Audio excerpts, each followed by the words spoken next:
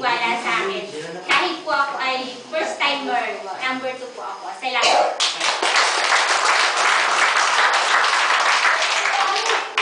Magandang gabi po sa inyo lahat. Sana, wala na lang po.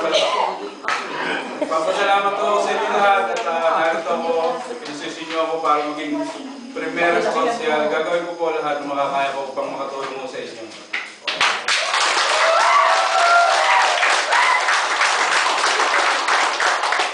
Magandang gabi po sa ating lahat.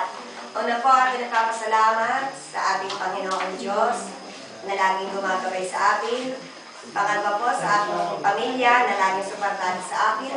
At lalo-lalo na po sa inyo po mga kabarangay ko na siyang nagalang sa akin bilang punong barangay.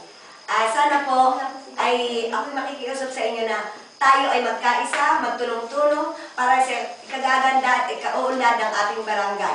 Marami pong salamat.